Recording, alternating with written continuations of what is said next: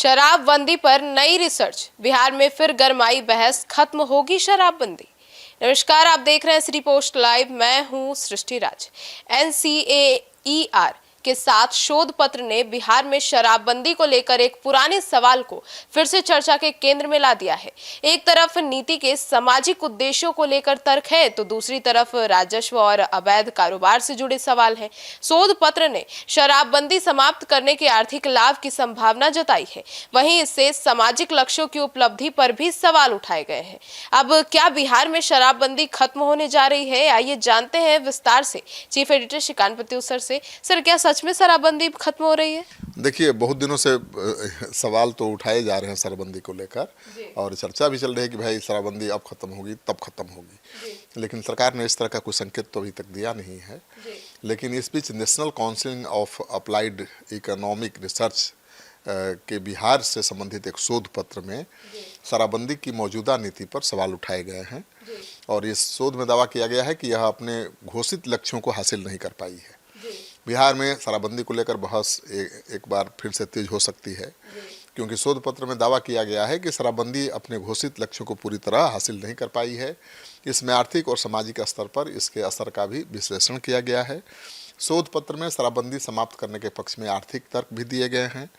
हालांकि ये निष्कर्ष शोध पत्र के दावे हैं, जिन पर बिहार में राजनीतिक और सामाजिक बहस होगा, ये तय है।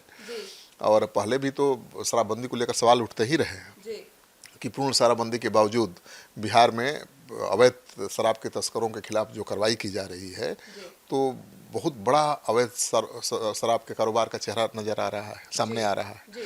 तो बंदी से फायदा क्या? एक तो राजस्व को नुकसान हो रहा है, और जहरीली शराब से लोग मर भी रहे हैं लगातार। सर, तो ऐसे में शोध में क्या क्या खास बातें सामने आई? शोध पत्र में शराबबंदी समाप्त करने के पक्ष में मुख्य रूप से दो आर्थिक तर्क दिए गए हैं। पहला दावा है कि शराबबंदी हटने पर राज्य के आंतरिक राजस्व स्रोत में 14 से 15% की वृद्धि हो सकती है। तो बहुत बड़ा अमाउंट है, 3.25 लाख करोड़ का बजट है, और 14 से 15% होने का मतलब कि 30,000 करोड़ से ज़्यादा का राजस्व बढ़ सकता है। दूसरा तर्क है कि शराबबंदी को लागू रखने पर होने वाले सरकारी खर्च से जुड़ा है। मतलब शराबबंदी को लागू करने के नाम पर बहुत खर्च हो रहा है, वो भी बचेगा। शोध पत्र के अनुसार अवैध शराब के कारोबार पर शराबबंदी समाप्त होने पर इस तरह के खर्च में कमी आएगी।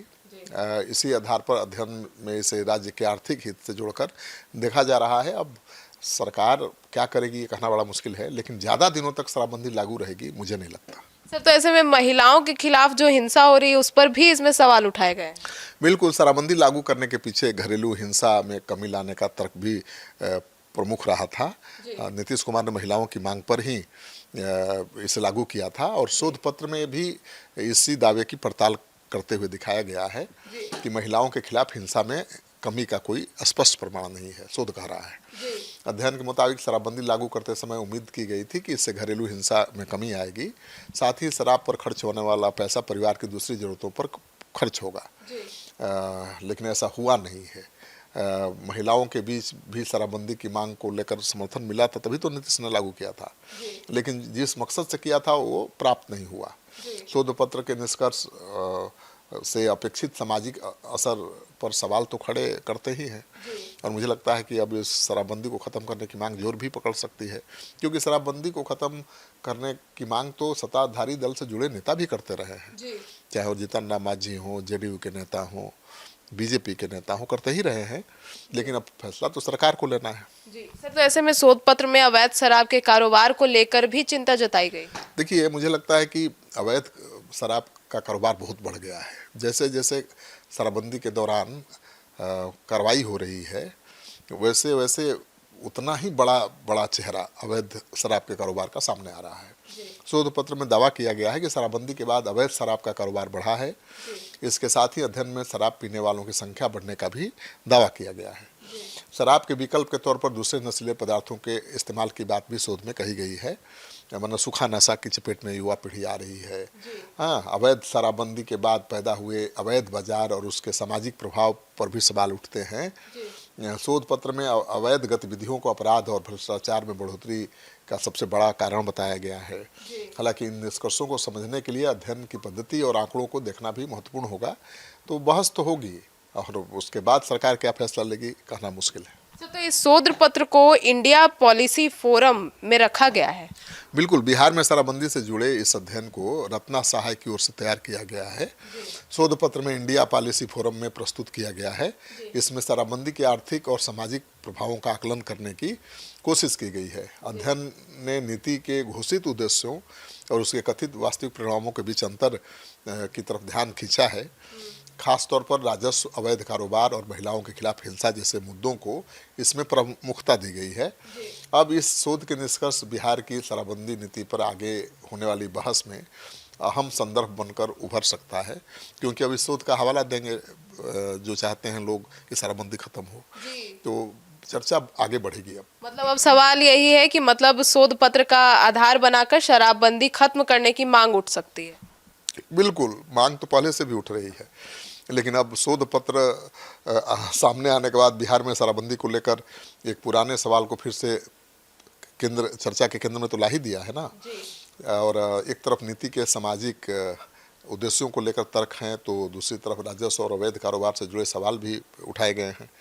शोध पत्र ने शराबबंदी समाप्त करने के आर्थिक लाभ की संभावना भी जताई है। वहीं इसके सामाजिक लक्ष्यों की उपलब्धि पर भी सवाल खड़े किए हैं। फिलहाल यह शोध एक अध्ययन का निष्कर्ष है, अंतिम सरकारी निर्णय नहीं है, लेकिन इतना तय है कि बिहार की शराबबंदी पर बहस अब एक बार फिर से आंकड़ों, राजस्व और सामाजिक असर के सवालों के बीच पहुंच गई है। तो शोध पत्र को आप एक शुरुआत मान सकते हैं कि चर्चा आगे बढ़ेगी, और चर्चा आगे बढ़ेगी तो शराबबंदी खत्म करने पर भी सरकार विचार कर सकती है। मतलब शराबबंदी खत्म होने की संभावना है। बिल्कुल, 35,000 करोड़ का नुकसान हो रहा है राजस्व का। शराबबंदी सफल है ये नहीं। हाँ, होम डिलीवरी शराब की हो रही है, इसको कोई इनकार कर सकता है। पुलिस वाले अपराध नियंत्रण की बजाय वो शराब तस्करों को पकड़ने या उनसे साठगांठ करके अवैध शराब के कारोबार में लगे हुए हैं। तो ये चिंता का विषय तो है। तो सुना आपने, तो अब इस पूरे रिपोर्ट को लेकर आपकी क्या राय है कमेंट सेक्शन में जरूर बताइएगा। धन्यवाद।